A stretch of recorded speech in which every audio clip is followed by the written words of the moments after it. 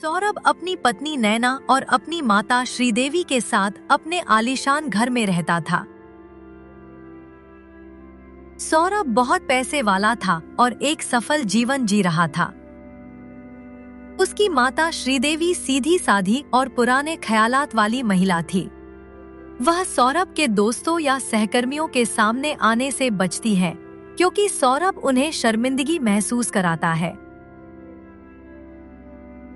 माँ प्लीज ये पुराने कपड़े मत पहना करो और मेरे दोस्तों के सामने ज्यादा देहाती बातें मत करना, मेरी इज्जत का सवाल है।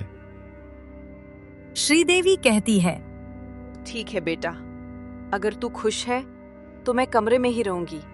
तभी श्रीदेवी पुरानी बातें याद करती है। श्रीदेवी के पास एक पुरानी टूटी हुई लकड़ी की गुड़िया है जो सौरभ ने बचपन में उन्हें दी थी। यह उनके लिए सबसे अनमोल तोहफा है। सौरभ की पत्नी नैना जानती है कि श्रीदेवी कितनी अच्छी है, लेकिन वह अरुण के अंधे अहंकार को देख नहीं पाती। अगले दिन सौरभ अपनी माँ श्रीदेवी को एक चमकती साड़ी देता है और कहता है, लो माँ इसे पहनो, कम से कम अब तुम गरीब नहीं दिखोगी। श्रीदेवी उपहार को छूती है, फिर लौटा देती है और कहता है, मुझे इसकी जरूरत नहीं है बेटा, मैं पहले ही बहुत अमीर हूँ क्योंकि मेरा बेटा सफल है। आप कभी मेरी बात क्यों नहीं समझती? आप कभी आधुनिक क्यों नहीं बन सकती? आप मेरी सफलता को नहीं समझती। सौरभ गुस्से में अपनी माँ का टूटा हुआ गुड़िया फेंक दिया। श्रीदेवी उस टूटी हुई गुड़िया को फेंकते देख जोरों से चिल्लाने लगी, नहीं सौरभ, वो मेरा सब कुछ था। बस एक पुरानी गुड़िया है माँ, मैं तुम्हें ऐसी 1000 गुड़िया खरीद दूंगा। श्रीदेवी टूट जाती है।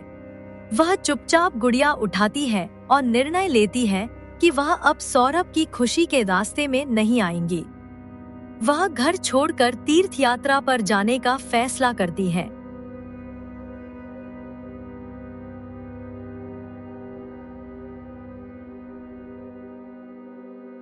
श्रीदेवी के जाने के बाद सौरभ का घर खूबसूरत तो है, पर मां के बिना वो घर खाली है।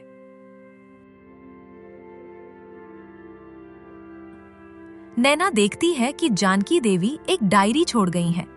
डायरी में कोई पैसा या प्रॉपर्टी नहीं है, बल्कि सौरभ के बचपन के छोटे छोटे बलिदानों का हिसाब है। श्रीदेवी ने कैसे अपनी पसंदीदा साड़ी बेचकर सौरभ की स्कूल की फीस भरी थी।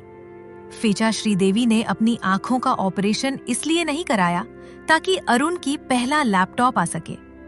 ये डायरी पढ़ने के बाद नैना सौरभ को डायरी दिखाती है और कहती है,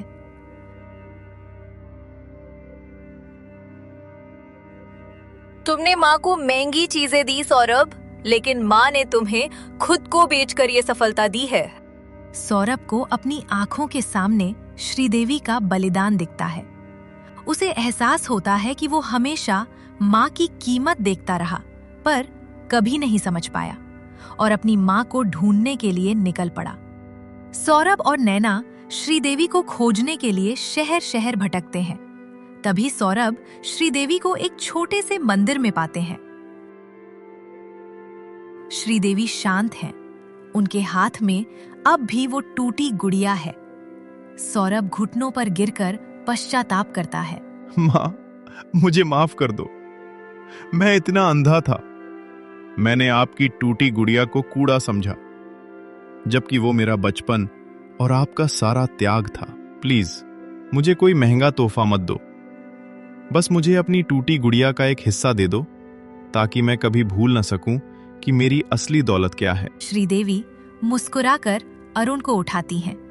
वो गुड़िया को नहीं देती, बल्कि अरुण के माथे को चूमती हैं और कहती है, ये गुड़िया अब तेरा नहीं बेटा, ये अब मेरा सबक है जो मुझे याद दिलाती है कि मेरा बेटा बदल गया है। सौरभ अपनी माँ और अपनी पत्नी के साथ उसी सादे जीवन में खुशी ढूंढता है। वो सीखता है कि माँ का प्रेम सबसे बड़ा अनमोल तोहफा है। भावनात्मक सीख। माँ का प्रेम एक ऐसा अनमोल तोहफा है जिसकी कीमत सफलता, पैसा या भौतिकता से नहीं लगाई जा सकती। उनका त्याग अदृश्य होता है, लेकिन उसका मूल्य सबसे अधिक होता है।